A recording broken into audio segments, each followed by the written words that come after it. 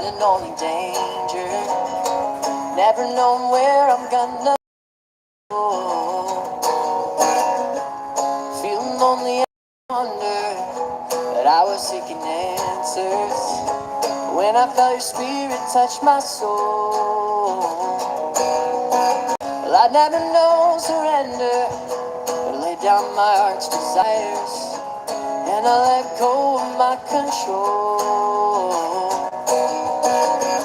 My flesh is telling me to run away, to turn back from this place, but you're all I wanna know.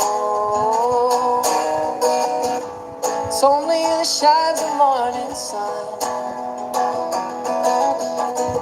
It's only you that gives us our instruction. Yeah. It's only you that shows me who I am.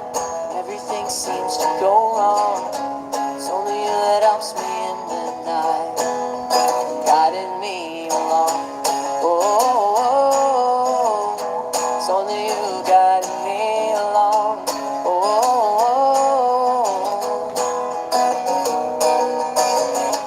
Well, I want to know more of you. Come now and reveal that truth. I want to walk the narrow road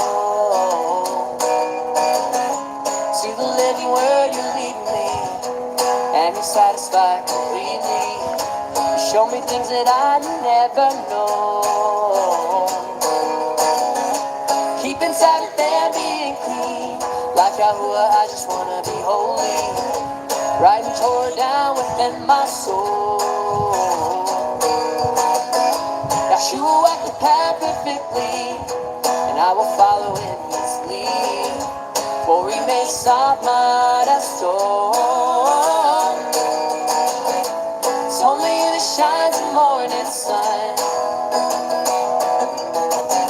It's only you that gives us our instruction. Yeah. It's only you that shows me who I am when everything seems to go wrong. It's only you that helps me in the night, guiding me along. Oh, it's only you guiding me along. Oh,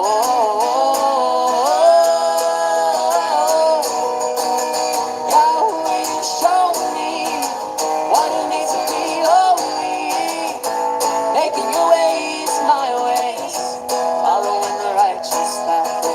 How could I turn aside to the left or the right when it's shown your favor to the broken, weary sinners?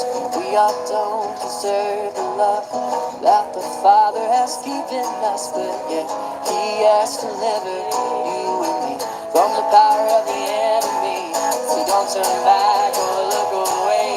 We are alone as giving grace, so that you and I can live to see His face.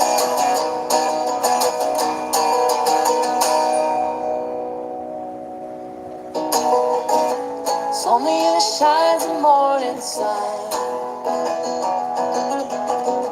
It's only you that gives your instruction. Yeah. It's only you that shows me who I am when everything seems to go wrong. It's only you that helps me in the night, guiding me along. Oh, it's only you guiding me along. Oh, it's only you guiding me along.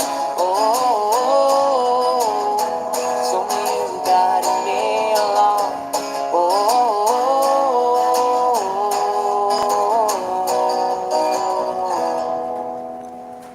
Hi everybody, my name is Jason. I'm Caden. I'm Jaden. I'm Nicole. I'm Eli. And we are the YHWH and the Torah channel, and our family is your family. We love you guys tremendously, and it is a Shabbat. It is the day that our Creator has made to rest. It is a day to just chill, and we thank you guys, family. We love you guys very, very much. Every one of you guys, whether you're here right now or whether you guys are watching this in the future, we love you guys very, very much, and thank you guys for joining us in here. Mr. Caden, will you please open us with a word of prayer? Say, Father, we thank you for this day, and we thank you for bringing us all together After a week of trials and tribulations, you have set apart a day where we can forget all that, where we can just rest and relax and have a day that our minds are at peace, our day is at ease, and that you have known that we as humans cannot handle full 7 days of work. You give it to us because you love us, you care for us, and I ask that we take this day and we learn from this day and we learn from your word, your example, how you rest on the seventh day, and we rest as you have rested. I thank you for this family, I thank you for the people you have brought around us, and I ask that today is blessed, that your will is done through us, that your words are spoken through us, and that we learn what we are supposed to learn today. I thank you for everything. In Yeshua's name, amen. Amen. All right, family. We really, really appreciate you guys, and we hope that you guys are having a wonderful week. Let us begin. Jade, are you ready to give us the Shema? Yes. Let's hit this, Mr. All right. Jade. Hear, O Yisrael, Yahuwah our Elohim is one, and you shall love Yahuwah our Elohim with all your heart, and with all your being, and with all your might. And these words which I am commanding you today shall be in your heart, and you shall impress them upon your children, and shall speak of them when you sit in your house, and when you walk by the way, and when you lie down, and when you rise up. And you shall bind them as a sign on your hand, and they shall be frontlets between your eyes. And you shall write them on your doorposts and of your house and on your gates. Okay, beautiful. Thank you very, very much. Now, I want to kind of open up the floor and open up the forum, and I think there's something that we should all probably talk about. And this is something that a lot of us, I guess most of us probably have all grown up in some sort of an indoctrination or grown up outside of scriptures to where we have influences that are, we just don't know where we got them. And one of the ones, I was I guess a 35-year vet of the Christian religion. I spent my entire life in the Christian religion, and that's all I knew. And I began teaching the ways of the Christian religion. And one of the things that I always taught people was the whole egg thing, right? That our Creator, His Son, and the Ruach HaKodesh are like an egg. It's all the same being, but yet it's different, but yet it's all the same. And it didn't make a lot of sense, but I knew what I was teaching because I had been taught that, and that's all I knew. Now, when we started reading scriptures, like really reading scriptures about 10 years ago, it became very, very clear that that wasn't exactly right.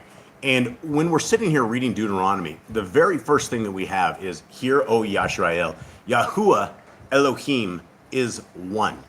Right out of the gate in our Torah, we are told that there are no other Elohims before Yahuwah, that He is a jealous Elohim, and that there's no one else. And so when we take on these doctrines of religion, we oftentimes will get confused, and oftentimes that can become a very dangerous mistake, because we will have people that will pray to Messiah, that will pray to the Ruach HaKodesh, and our Creator wants us to be with Him. He wants us to be in prayer with Him. It is a direct line directly to Him. And so when we have basically indoctrination that says we have a 3-in-1, that is the same as a lot of the pagans used to have. There were tons of different times in history where the pagans had the same kind of deities. They have a 3-in-1, and they have, it's very, very confusing. So gentlemen, let's talk about this just a little bit. And guys here on the floor, let's talk about this as well. This is the Trinity talk. Let's talk about what does Scripture say. Does Messiah Yahushua, most of you guys know Him as Jesus the Christ, but there were no J's in Hebrew. Does Messiah Yahushua ever claim to be Elohim? No, He claims to be His Son.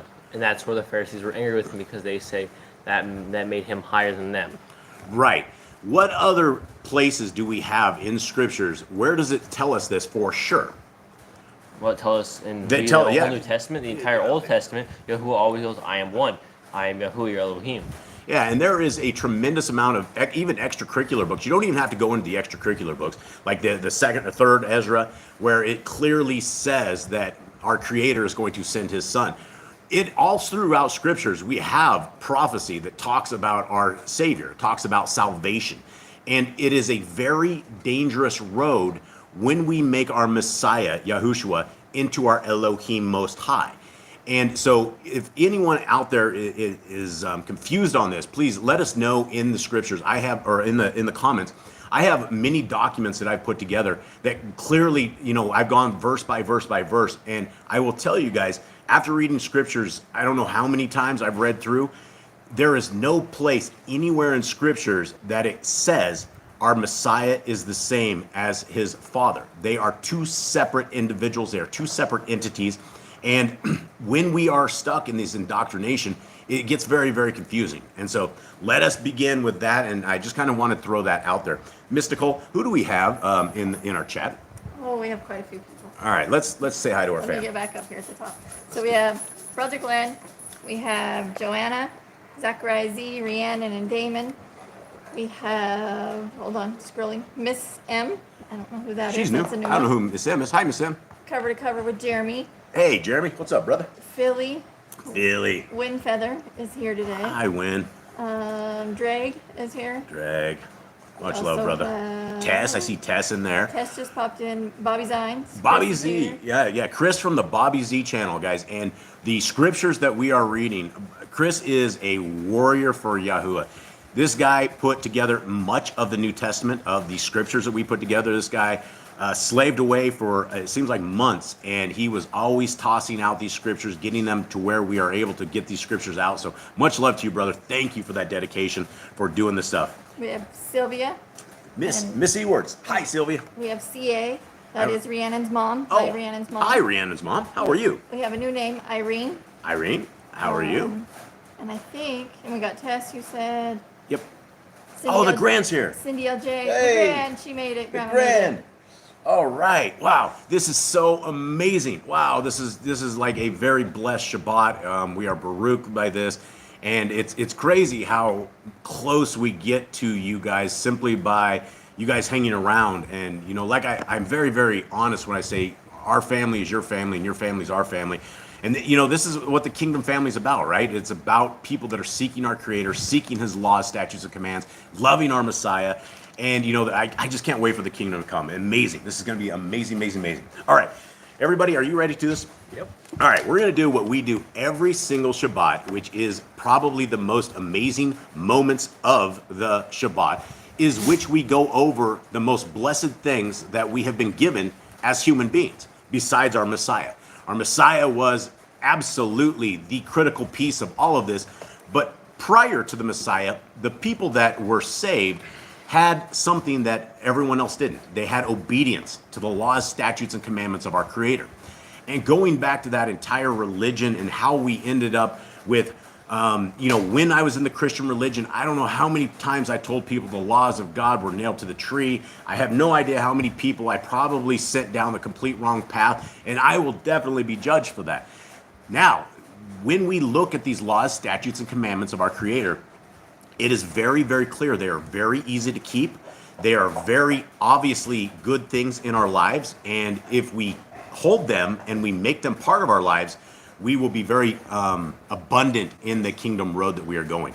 So we will do what we've always done on every Shabbat, and we will read these. And again, this is just like the old people. The old people back in the days of after captivity, when Ezra, the priest, was out there, he was sitting there, and these people, when they were hearing this Torah, the people were crying and cheering and repenting and coming to our Creator. And that's what this is all about. And the Torah is the beginning of our kingdom walk. And so this is why we focus on the Torah on this channel. And let's begin. Commandment number 1, the very first thing that we find anywhere, which is basically a guide to life, is to be fruitful. All right, let's hit it. Multiply. Replenish the earth. Subdue it. Have dominion over the fish, fowl, and every living creature. The herb bearing in every for food.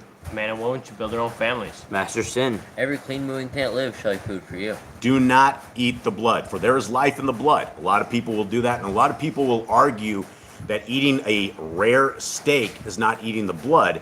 But man, there is blood dripping off this stuff, and so we are told not to do that. We need to be very holy in this, and there's a reason that we don't eat the blood. And our Creator says there's life in that, and so we must not drink and eat the blood.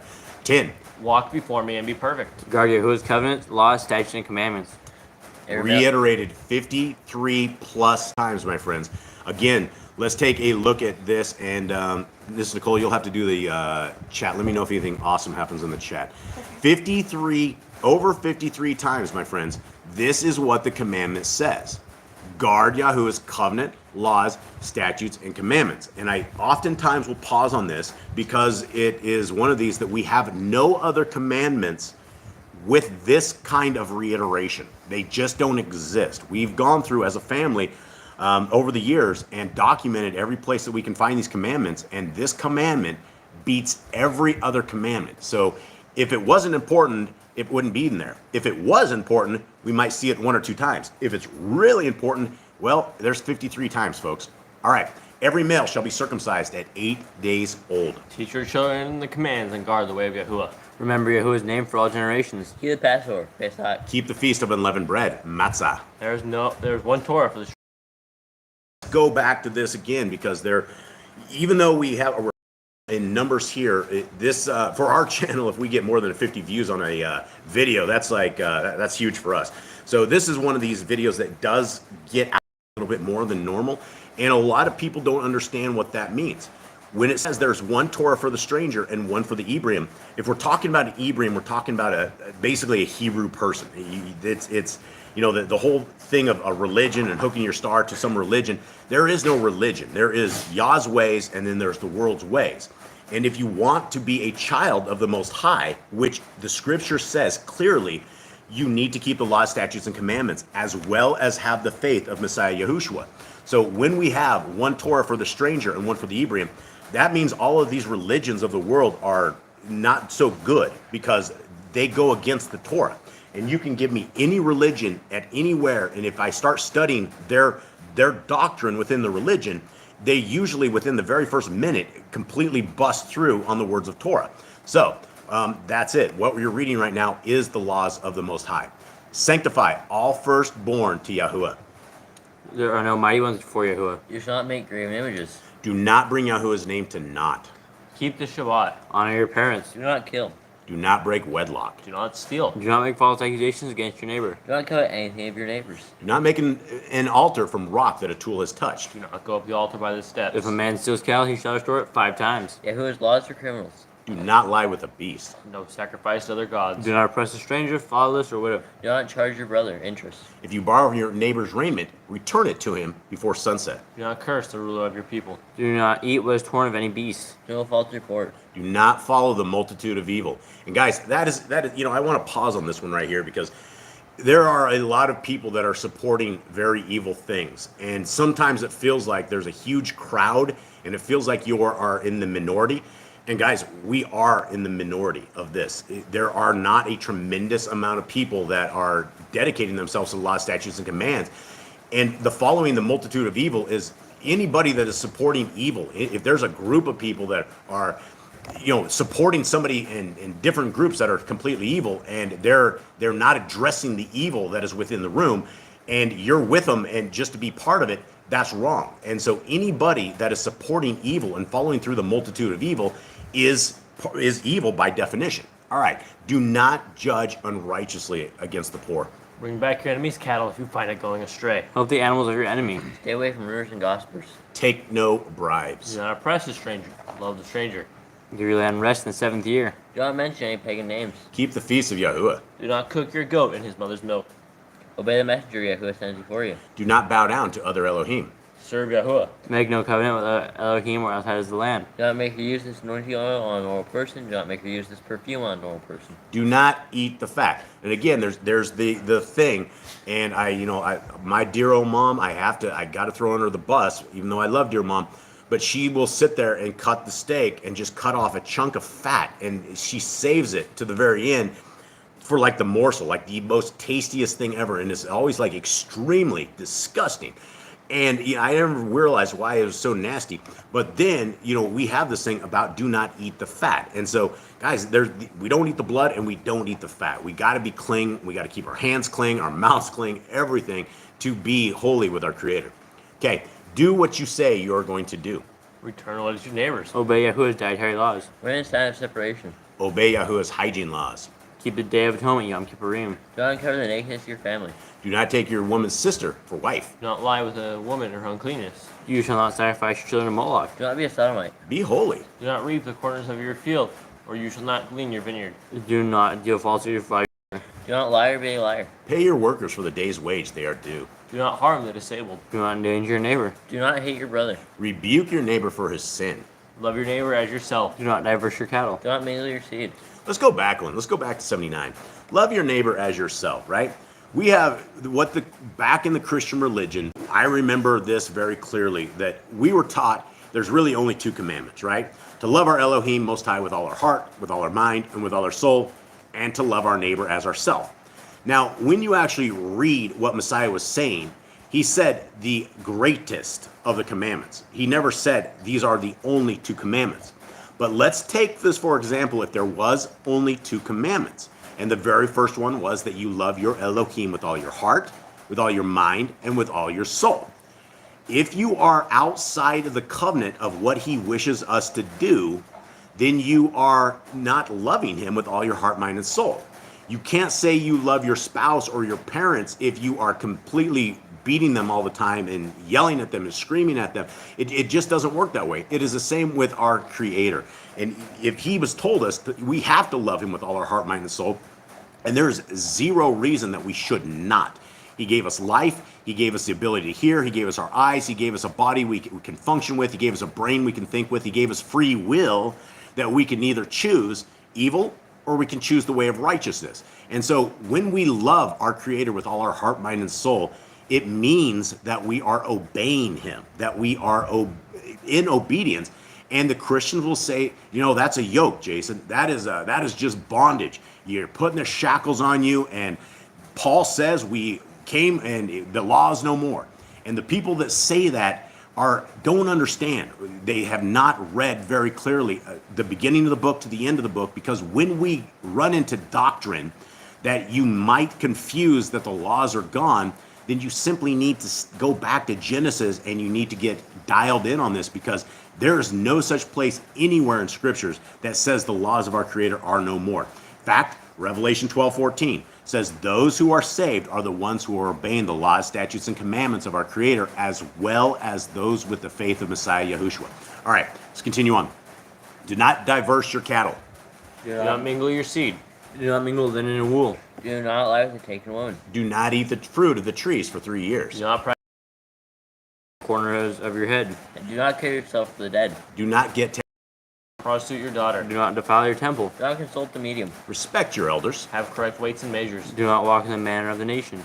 We keep the feast of first fruits, Shavuot, Omer count. Keep the feast of trumpets, Yom Torah. Keep the feast of Sukkot, Shemini Atzeret. If you blaspheme the name of Yahuwah, you shall be put to death. If you kill your neighbor's animal, you must give him a Repay injury for injury. Honor the Jubilee year. Confess your sins to Yahuwah and repay who you have trespassed against. the Torah of being a Nazir. Wear zizit on the 4 corners of your garments. The law of whoever touches the corpse. Follow Yahuwah's laws of inheritance. The Torah of keeping your oath, Yahuwah. Do not add or take away from the word. Okay, and let's stop and let's talk and pause on that one real quick. This is extremely important, right? The laws, statutes, and commandments that we are reading right now are what you call the Torah. In the religion of Judaism and every other religion, they break this commandment. Deuteronomy 4:2 gets smoked all the time. It doesn't matter what religion you are in. If you think that you should be worshiping on a Sunday, you've just broken Deuteronomy 4:2. If you think that Messiah made all food cling, then you're breaking Deuteronomy 4:2. All of these things, if you're not loving your neighbor or you're adding to it or all this other stuff, we're breaking this. We can't take away from the Torah.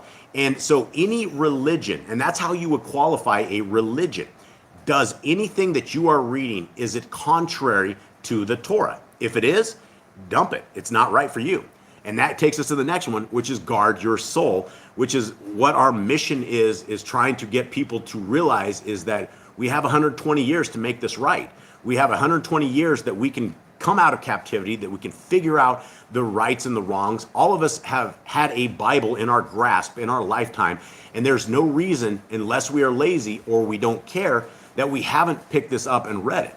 That's the problem with Christianity, is they do not encourage you to read your scriptures.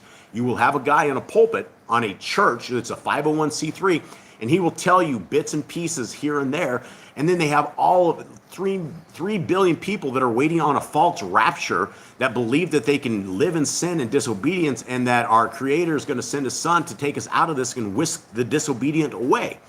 That sounds really crazy. Okay, learn to fear Yahuwah. You shall love Yahuwah with all your heart. Bind the laws upon your hand and the funds between your eyes. Write the laws on your doorposts. Do not tempt Yahuwah. Do what is right and good in the sight of Yahuwah. Do not be afraid of your enemies. Remember Yahuwah. Circumcise your heart. Cleave to Yahuwah. Swear by his name. Destroy graven images. Do not make an idol of Yahuwah, as the pagans do to their Elohim. Rejoice in all Yahuwah has blessed you with. Do not do what is right in your own eyes. Do not hearken to the words of false prophets. Do not make any baldness between your eyes for the dead. You shall not eat any abominable thing. You shall give to a stranger clean food that died itself, but you shall not eat of it. Give tithe of your increase of seed year by year. Laws of the end of the 7-year release. Do not borrow from the nations. Do not harden your heart, nor shut your hand from the poor. Guard month 1 of Yahuwah's calendar. 3 times a year all males shall appear before Yahuwah. You shall make judges and officers in all your gates. Do not plant Asherah poles near the altar. There must be 2 or 3 witnesses. Hearken unto the prophet Yahuwah is chosen. Prophet test Deuteronomy. Do not remove your neighbor's property line. How to deal with false witnesses among Torah keepers. The first child is to get double portions. If your brother's cattle or clothes are lost and you find them, you must return them. A woman shall not wear what pertains to a man, nor a man wear what pertains to a woman. If you find a bird's nest with the mothers and the babies or eggs, take the babies, but not the mother. If you build a new house with a flat roof that is able to be lived on, you must put a railing around it. Do not be a prostitute. Do not use dirty money. The laws of divorce. Do not take a person's millstone for a pledge. If you lend to your brother, do not enter his house to get your payment. He must bring it to you. Return his clothing before sunset, if that was his pledge. Do not oppress a hired servant that is poor and needy. Every man shall be put to death for his own sin. And let's stop right there on that one real quick, because I've run into a lot of brothers and sisters out there that have, there's a lot of abuse in life, and a lot of people out there have been damaged. A tremendous amount of people have been damaged. And I've met some beautiful sisters and beautiful brothers that take on they believe because of their parents and the way their parents were, that they are going to be cursed for this. And even though there are generational curses, lots of things like alcoholism and different kinds of things that get passed on, this commandment is very, very clear. We are accountable for us, only us, right? It is not the sins of our parents, even though it does bring on generational curses. If you have been able to break that curse by finding the Torah and finding our Creator, you're not going to die for the sins of your parents, right? And so that's one thing I wanted to put out there. 154. Do not go back for the forgotten sheep in the field. Leave it for the stranger, fatherless, and widow. Do not muzzle your ox when he treads out grain. If your brother dies and has no child, you shall take his wife and name the firstborn after your brother. At the end of 7 years, you are to read the Torah at the end of the feast of his coat. All right, so that is the laws. These are the laws, statutes, and commandments of our Creator. Mr. Cole, did you have anything from the? Jeremy just said, no, I lost it. Generational curses can be broken by turning to Yah. Yep. And the Grand says, everyone is broken and in need of the Master. Absolutely. Yeah, I don't think there's any one of us among anything here that have ever, had a perfect childhood or had something, just like, oh, this is absolutely perfect. We all end up with with good and with bad. And so, Messiah is the master. The master is our healer, and that is when we turn and break these generational curses of the Torah, which is exactly right, what Jeremy said. That is the way to do it. All right, gentlemen and ladies and gentlemen, we have an awesome reading for today, and this one's going to be short, but we have an extracurricular book that most of you probably have never ever seen that ties along with this, that we're going to read right after this, and so this is going to be super cool. All right, everyone ready? Yep. All right, let's get rolling here. All right, so we are in Genesis 39, and the top scriptures is called the Targums, and yet the Targums is another set of scriptures, not even another set of scriptures, another kind of a translation. And there's some things that are definitely odd and some things that are aligned exactly right. And like with everything, when we are based in Torah with Genesis, Exodus, Leviticus, Numbers, and Deuteronomy, and we have this as a foundational point in our life, then when we get things that are really super odd, we raise our eyebrows, and this is where we can chew the meat, spit the bones out, and make sure that nothing ever violates Torah. And so we haven't had too many crazy things in the Targums. We did have one that said the giant Og was like doing the rodeo on the top of Noah's Ark or something of the sort. And, you can look at that, and it just, there's no such thing that anybody was like the giants of old were saved. I don't know if it's true or not, probably not, but that was one of the ones that were weird. But you get a lot of other stuff. And the other stuff actually corresponds with a lot of the extracurricular readings. So a lot of it may be new, but when you read all of the books together, it starts making sense. So let's get ready to roll. And again, before we begin reading, we have 10 alligators with fur, and they are commonly called pit bulls. And we do everything possible to keep them quiet, and sometimes they're not. So we apologize right out of the gate. The longer we go, the more the dogs get active and crazy. So we'll hopefully Yah will keep them quiet. Here we go. Verse 1. And Joseph had been taken down to Mitzrayim, and Potiphar, an officer of Pharaoh, captain of the guard, a Mitzrayite, bought him from the Israelites who had taken him down there. And I guess I don't want to spoil the extracurricular books, but you know, we don't get a lot of details, right? This verse 1, you get, okay, he was brought down there. This guy bought him, no big deal. Prior to this, he was beaten, and in fact, Potiphar's wife was involved prior to this, and she ended up getting a eunuch to go and get Joseph. And we'll be reading that stuff later, but there's always way more to this stuff. Okay, verse 2. And it came to be that Yahuwah was with Joseph, and he became a prosperous man, and was in the house of his master, the Mitzrayite. And his master saw that Yahuwah was with him, and that Yahuwah made all he did prosper in his hand. So Joseph found favor in his eyes, and served him, and he appointed him over his house, and gave into his hand all that he had. And it came to be, from the time that he appointed him over his house, and all that he had, that Yahuwah barak the Mitzrayite's house for Joseph's sake, and baraka of Yahuwah was on all that he had in the house and in the field. And he left in Joseph's hand all that he had. And he did not know what he had except for the bread which he ate. And Joseph was handsome in form and handsome appearance. Okay, now we're going to head up to the Targums at the top and see what they say. But Joseph was brought down into Mitzrayim. And Potiphar, a man of Mitzrayim, a chief of Pharaoh, a chief of the executioners, brought with him the pledge of the Arabians who had brought him down thither. All right, there's that little meat and bones thing right here. This is something we had never heard of. We had no idea he was the chief of the executioners, right? A chief of the... Oh, actually, no, he wasn't a chief. It was the chief of the executioners. I guess he was. What do you guys make of this? A man of Mitzrayim, a chief of Pharaoh. We're talking about Potiphar? Yeah, a chief of Pharaoh, a chief of the executioners. Okay, so he was. We knew that he was like a chief of Pharaohs, we just didn't know what he did. Yeah, well, this brings a little more light on this thing. Joseph probably has a little fear of this dude. This makes a tremendous amount of sense why at the end Joseph is handed over to get beat, right? Because this is the guy's people, right? The beating people, the executioners. Okay, so the executioners, they bought him with the pledge of the Arabians who had brought him down thither. And the word of Yahuwah was Joseph's helper, and he became a prosperous man in the house of the Mitzrayite master. And his master saw that the word of Yahuwah was his helper, and that Yahuwah prospered in his hand all that he did. And Joseph found favor in his eyes, and he served him, and he appointed him superintendent over his house, and all that he delivered in his hands. And then the other version of the Targum says, and he delivered in his hands and appointed him superintendent. Okay, that's kind of scary. If you ever ended up with a job and your boss was the guy who was the leader of the guys that killed everyone, the executioners, that seems pretty, Don't mess up. Yeah, don't mess up. Okay, now we're heading back to the bottom. We're at 7. Yep. And after these events, it came to be that his master's wife lifted up her eyes to Joseph and said, "Lie with me." But he refused and said to his master's wife, "Look, my master does not know what is with me in the house, and he has given into my hand all that he has.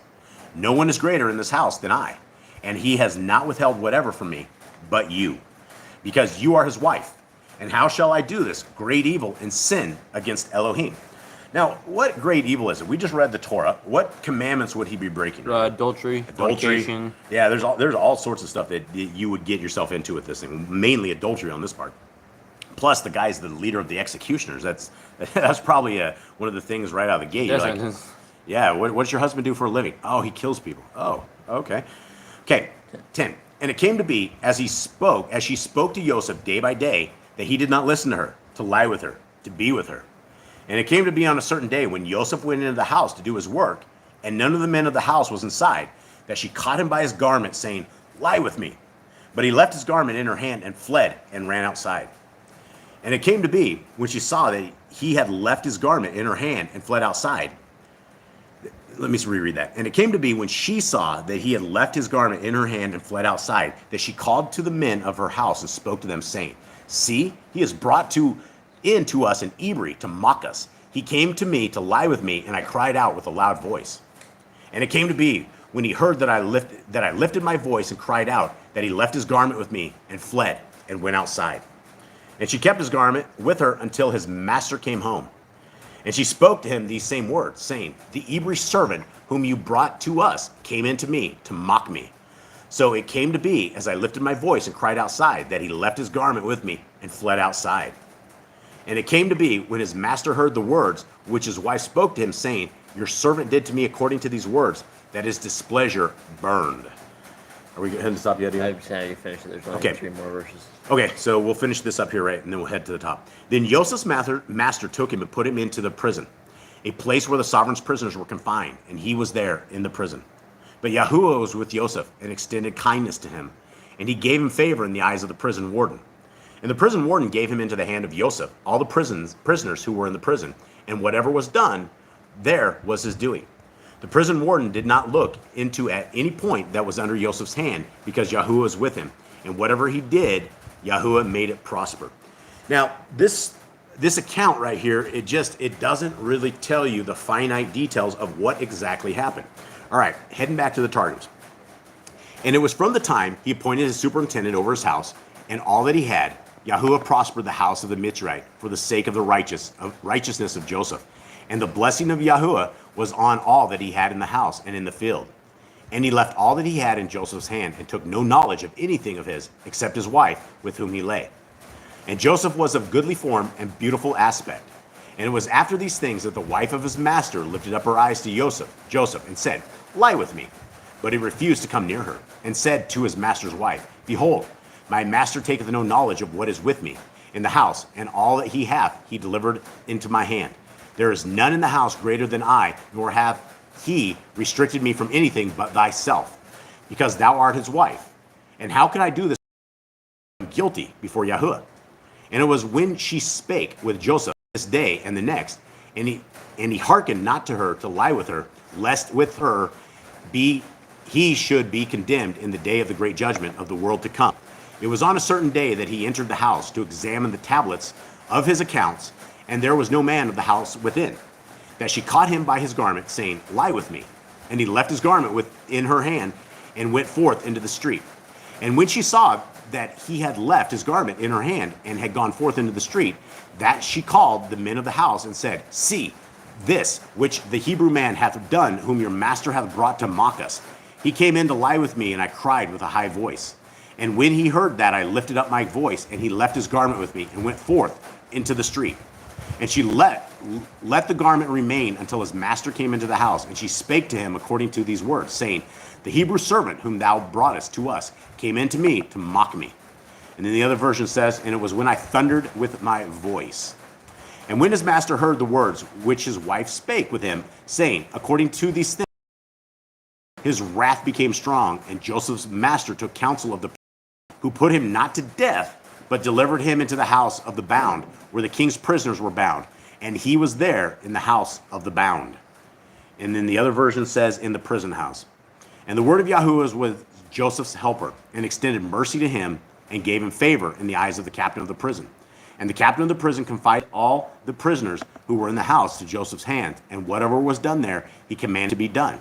It was not needful for the captain of the prison to watch Joseph after the customs of all prisoners, because he saw that there was no fault in his hands. For the word of Yahuwah was with his helper, and that which he did, Yahuwah made it to prosper. All right, now, gentlemen, what do you guys make from, yeah, go ahead, Eli. What do you guys make? Do you guys, on the extracurricular books, in the books of Jasher and the books of Jubilees, it tells a lot of a different story regarding this. It talks about, one, it actually talks about the wife, Potiphar's wife, and how she was so in love, she was so enamored with Joseph that she couldn't get over it. Like it was beyond craziness. And when all her friends were like, why, what's going on? She's like, this servant won't lie with me. And they didn't understand. And so one time she brought in she did this little feast or some kind of a thing, and she brought them knives and some oranges. And she brought Joseph in there. And as they start gazing upon Joseph, they start cutting their hands. And they're like, wow, the beauty of this guy is like unlike anything we've ever seen. She's like, yeah, this is why I'm sick. I can't get this guy. And so these are, when you piece together just what this chapter said versus all the extracurricular books, this was a long time thing that was happening. Now, what we're going to do is we're going to read something that Boss Clan just recently put together, and I actually found an error right out of the gate because instead of Israel, it should be Yisrael. But we took this, this is the Testament of Joseph, and we restored it. And so it should mostly be completely restored the same way the Hallelujah Scriptures does all of their stuff. We have a couple guys here within my family who are masters at reproducing Hallelujah Scriptures works. And so we took all these other books that have been out there, including the 12 kids. We took all of their testaments and we've restored them all. And so this will be the very first reading that we've ever read with this, and it just barely made it online. So this absolutely is the story of Joseph. And so anything going on in the chat room?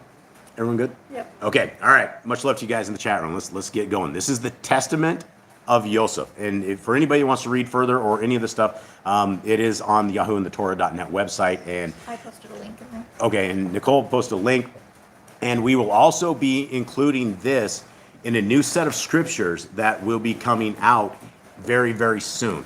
The new set of scriptures, and I'm not talking a PDF, I'm talking about a hard book version, which I believe is going to be far more superior to the Hallelujah Scriptures, because we actually went through and fixed a whole bunch of typos and a whole bunch of stuff that when the Hallelujah Scriptures stole their work, they left all the errors in it. And so you can go to the ISR, the 2003 ISR. It is word for word with the Hallelujah Scriptures, including all the spellings, all of the grammatical weirdness.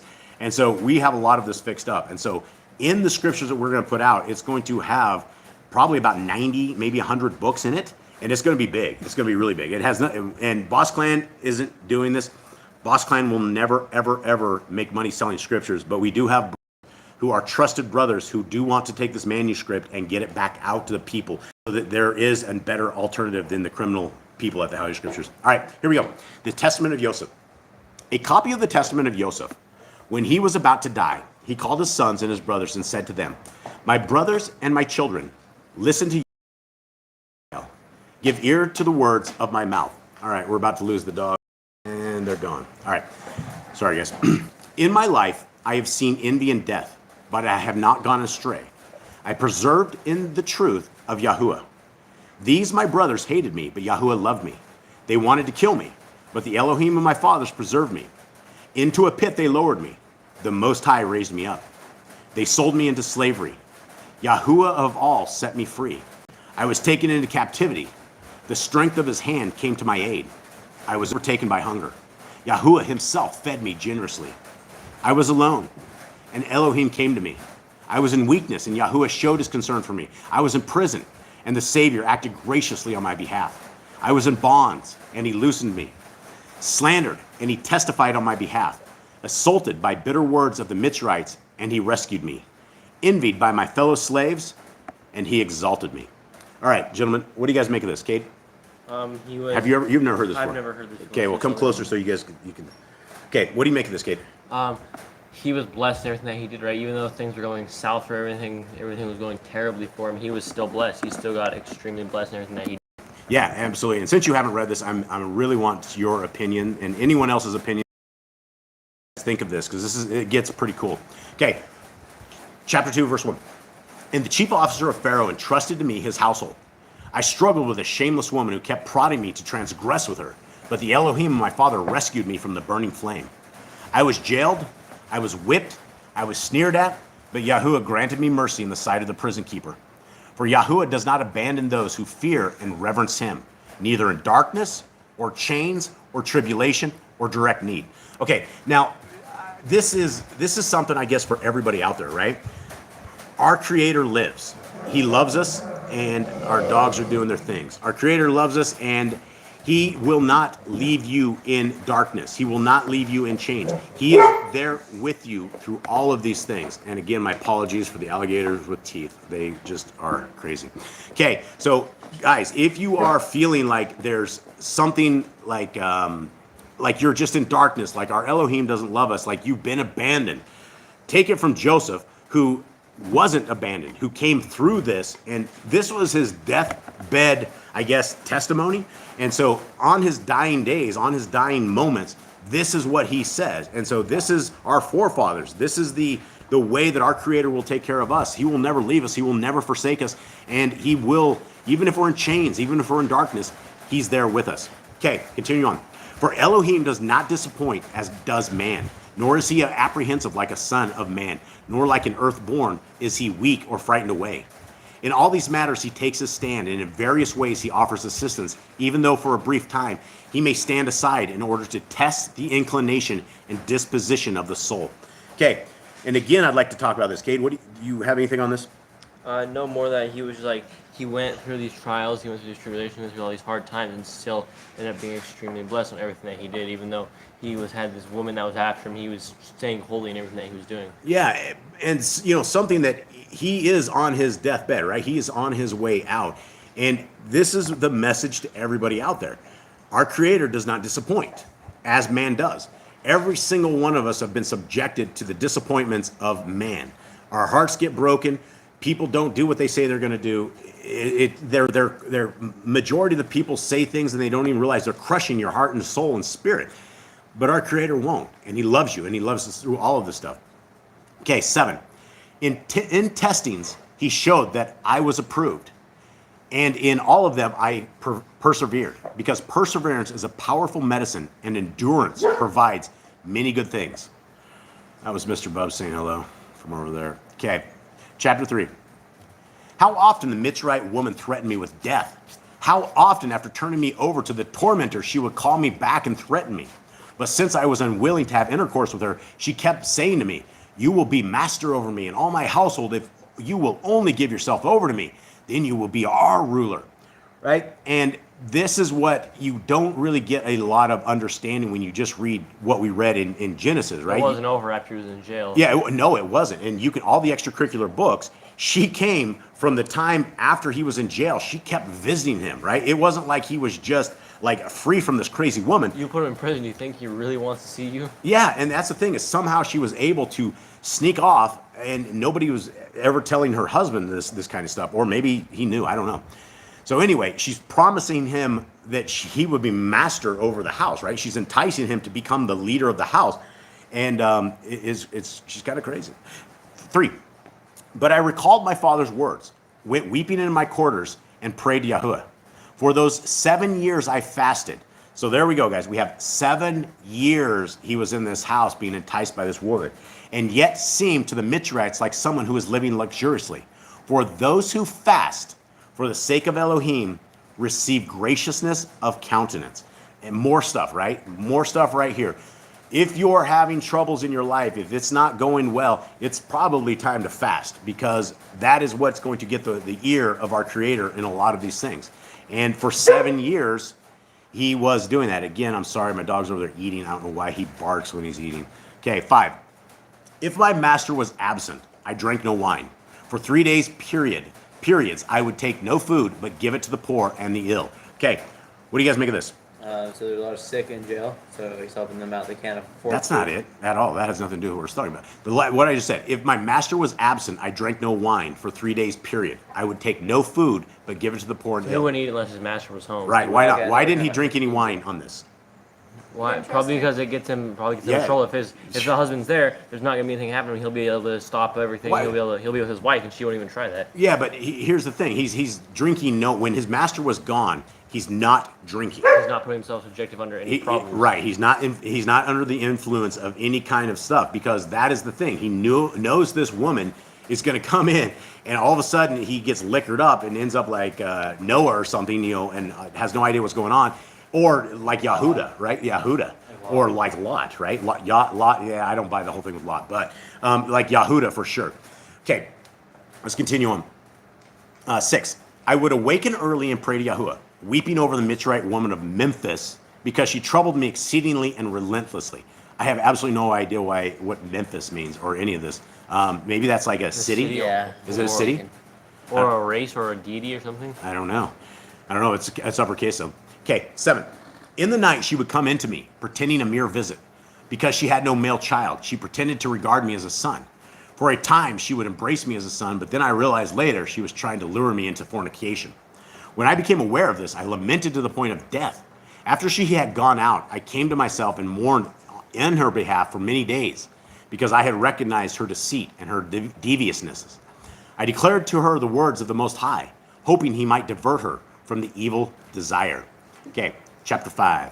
She was Or wicked. chapter 4. She's very crafty. Yeah, she is. Yeah, she is. She, especially her husband's the executioner. Imagine, what he would have done to her if he found her the one doing this. Okay, 1. How often then did she flatter me with words as a kadosh man, deceitfully praising my self-control through her words in the presence of her husband? But when we were alone, she sought to seduce me. Publicly, she honored me for my self-control, while privately she said to me, "Have no fear of my husband, for he is convinced of your chastity, so that even if someone were to tell him about you, he would not believe it." During all these affairs, I stretched out on the ground, praying Elohim to rescue me from her treachery. When she achieved nothing by means of it, she began to approach me for instruction, so that she might learn the word of Elohim. And she kept saying to me, "If you want to abandon the idols, have intercourse with me, and I shall persuade my husband to put away the idols, and we shall walk in the Torah of your Elohim." So she's trying every last ditch effort possibly. And if you go to a person who knows Torah and somebody's like, "Hey, teach me the Torah," you're going to be like, "Oh, great. What do you want to know? Let's talk about it. Where should we start?" Right? She was only doing that to seduce him. It was just more of the 7-year attacks. 6. But I kept telling her that Yahuwah did not want worshipers who come by means of uncleanness, nor would he be pleased with adulterers, but with those who were pure in heart and undefiled in speech. Nevertheless, she was consumed with jealousy, wanting to fulfill her desire. But I devoted myself the more to fasting and prayer, that Yahuwah might rescue me from her. Okay, thoughts as we're going into chapter 5? Why didn't he say anything to Potiphar? Like, hey, I Potiphar. Probably wouldn't believe him. Yeah, I don't know. I don't know. And If Potiphar trusted him, Potiphar would have been like, moved him out of somewhere just like the moment to like stop whatever's going on. yeah, I don't know. Good question. 1, on chapter 5. Again, on another occasion, she said to me, "If you do not want me to commit adultery, I shall kill myself. I shall kill my husband by a drug and take you as my husband." When I heard this, I tore my clothing and said to her, "Woman, show reverence to Elohim. Do not commit this wicked deed, lest you be utterly destroyed.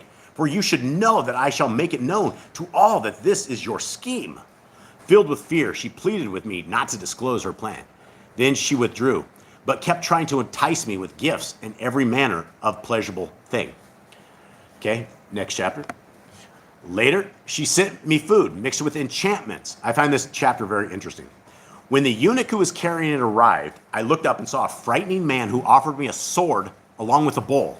So I perceived it was a trick to lead me astray. All right, I have no idea what this is even meaning, but it gets even stranger. I don't know why. I don't know if there was whatever was in the food was like a massive drug that he was. I don't know why he would be offered a sword. Whatever it was, he figured it out that don't eat the food. When he departed, I wept. I tasted neither one item nor the other of the food he brought. A day later, she came to me and said, when she recognized the food, "Why didn't you eat the food?" And I said to her, "Because you filled it with a deadly enchantment. How can you say I do not go near idols, but only to Yahuwah? Now then, understand the Elohim of my father revealed to me through a messenger your wickedness. But I have kept it for this reason, to shame you, if somehow by seeing it you might repent, in order for you to learn that the evil of the ungodly will not triumph over those who exercise self-control in their worship of Elohim. I will take this and eat it in your presence." When I had said that, I prayed aloud, "May the Elohim of my fathers and the angel of Abraham be with me." And I ate. When she saw this, she fell upon her face at my feet weeping. I raised her up and warned her, and she agreed with me that she should no longer commit this impiety.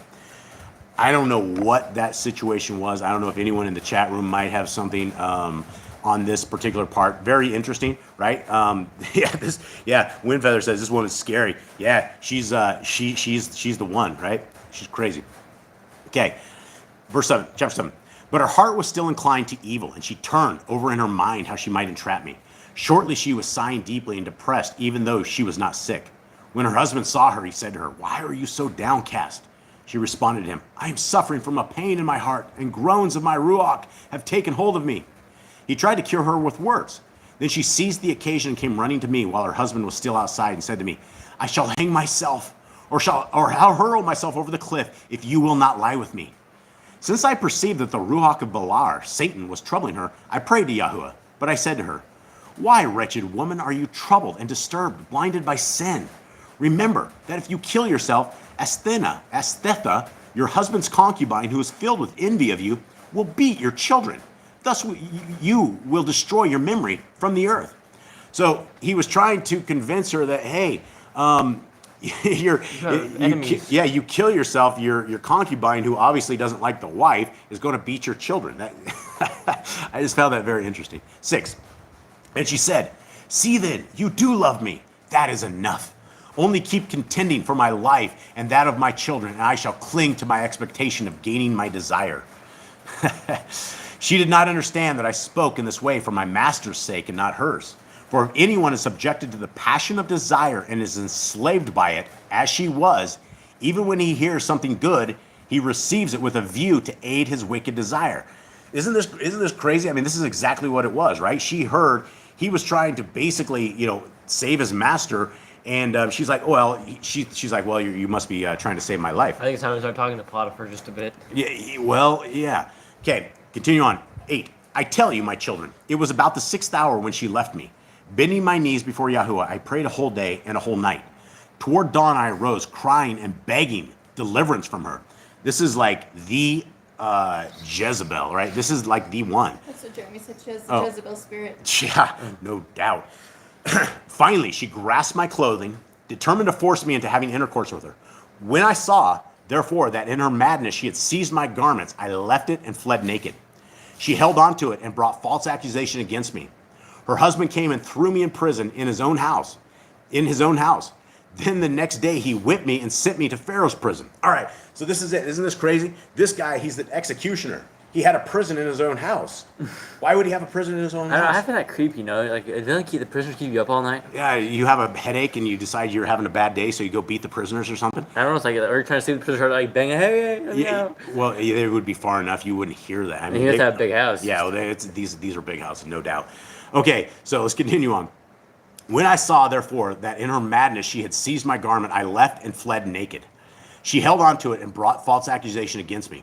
Her husband came and threw me in prison in his own house. Then the next day he whipped me and sent me to the Pharaoh's prison. When I was in fetters, the Mitzrite woman was overtaken with grief. She came and heard the report how I gave thanks to Yahuwah and sang praise praise in the house of darkness, and how I rejoiced with cheerful voice, glorifying my Elohim because I was set free from this Mitzrite woman. All right, so let's get it. We're going to stop when he's out of prison because that will be for the next weeks when we do this. So let's see what chapter 9 says here. There we go, and there she is. He's in chains. He's been beaten, just in darkness, and then she comes again. This is like the woman that will not. This is a bad woman. Okay, many times she sent messages to me saying, "Acquiescence in fulfilling my desire, and I will release you from the fetters and liberate you from the darkness." How it is Potiphar never heard about this, I have zero idea. Dude, this is done for like 7 years, man. Surely he knew something. Someone of those two had to know about this. Yeah, I don't know. I feel like everyone was in a union with this. Like Joseph was trying to save his life, and then all the rest of the servants were just like. Well, we know from the extracurricular books that all her friends knew all about this. The eunuch that brought the sword, I don't know if he knew what was going on with this food or not. I don't exactly know what the enchantments was, but it's very interesting. 2, not even in my mind did I yield to her. For Elohim loves him who in a den of wickedness combines fasting with chastity, rather than the man who in king's chambers combines luxury and license. If a man strives for self-control and at the same time desires glory, and the Most High knows that it is appropriate for him, he brings it about for him, even as he did for me. How often, as though she were ill, she came down at odd hours and listened to my voice as I prayed. When I was aware of her groaning, I fell silent. So this creeper, this creepy. It's like hiding behind the wall as he's praying. Yeah, this is the ultimate creeper. This is the one that came and. What about the rest of the inmates there? They're all probably like, whoa. Yeah. All right. 5. For when I had been with her in her house, she would bare her arms, thighs, and breasts so that I might lie with her. For she was wholly beautiful and splendidly decked out to entice me, but Yahuwah protected me from her manipulations. Wow. So she was just a very bad woman. Okay. Demonically possessed. Demonically possessed. That's what Genie Not of This World says. You're right. That is exactly right, Jeannie. Okay, I think this is the last chapter we're going to do on 10 because I think it's going to finish up here. So let's see what Joseph says. So you see, my children, how great are the things that patience and prayer with fasting accomplish. And I guess, if there's something that a lot of us could take away from this, or at least something I'm taking away from this, is I probably need to fast a lot more. It sounds like there is a lot of really, really, really super, super good things that you are able to accomplish with fasting. And it seems like Joseph was able to get through a lot of this by his prayer and by his fasting. And that just goes to show you that our Elohim Most High, Yahuwah, he listens to us. And you may not get an immediate answer, but he's there. And it's like our Father. And it's like the love of our lives is our Creator. And he has given us just an amazing life. 2, you also, if you pursue self-control and purity with patience and prayer with fasting and humility of heart, and there's a typo right there, Yahuwah will dwell with you because he loves self-control. And when the Most High dwells, even if envy befalls someone or slavery or slander, Yahuwah who dwells with him on account of his self-control, not only will rescue him from these evils, but will exalt him and glorify him as he did for me. So a lot to do with chastity, a lot to do with staying pure, a lot to do with staying clean, a lot to do with complete and full trust in our Elohim. 4, for these problems beset all mankind, either in deed or word or thought, which it very much does. For my brothers knew how much my father loved me, yet I was not puffed up in my thoughts. Even while I was a child, I had the fear, reverence of Elohim in my heart, for I understood that all things pass away. I did not arouse myself with evil intent, but honored my brothers, and out of regard for them, even when they sold me, I was silent, rather than telling the Ishmaelites that I was the son of Jacob, a great and righteous man. All right, I think that is it. Get us through our last thing, Eli. Everyone out there in the chat, thank you guys very, very much for hanging out with us. I hope that it is absolutely beautiful. And yeah, thank you guys for hanging out with us. Jaden is going to read us an Aaronic blessing. And you got that right there, Jade? Yep, I'm good now. Okay. And this is the same blessing, right, guys? We hope that you guys are blessed. We love you guys, and I know that you guys, since you guys are Torah-keeping people, that Yahuwah walks with you guys. He dwells with you guys. And, that's something that we want to take all the way to our graves. We don't ever want to look to the left. We don't want to look to the right. We don't want to fall into this world, because the worldly traps that we are in, most of us are all stuck in Babylon. We're in the Babylon system, and everything around us is evil. And this is where we need to be set apart. We need to be like Joseph, who was able to have 7 years of self-control under things where this man was weeping. And I don't think this guy was a beta male. I don't think he was weak by any means. I think he was humbled in his heart. I think he was what Yah wants us to be. And that is seeking him, and that is putting all of our cares, all of our stress, everything there on him. And so, all right, guys.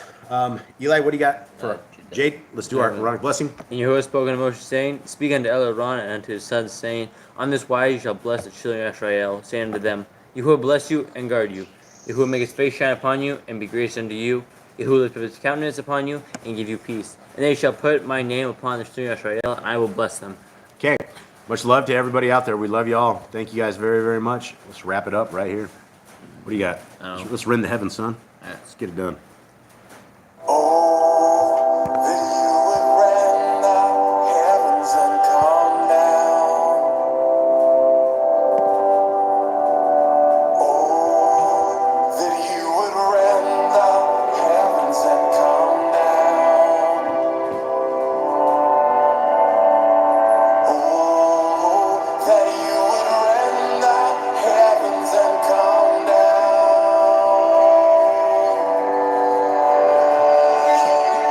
And let the mountains shake, let the earth be moved, let the nations may tremble at your presence. Let your fire burn, let the waters burn, let your name be known to this generation, and come down.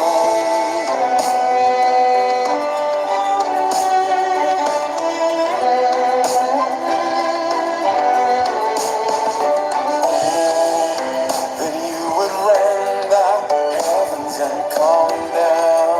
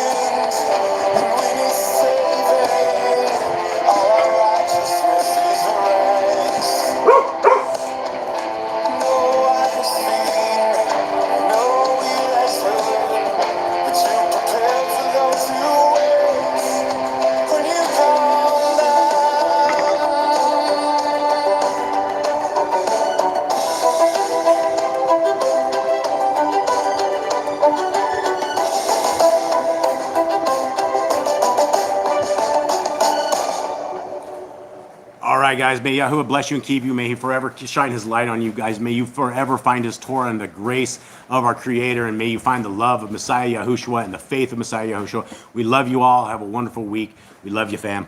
We're out. Shalom. Shalom.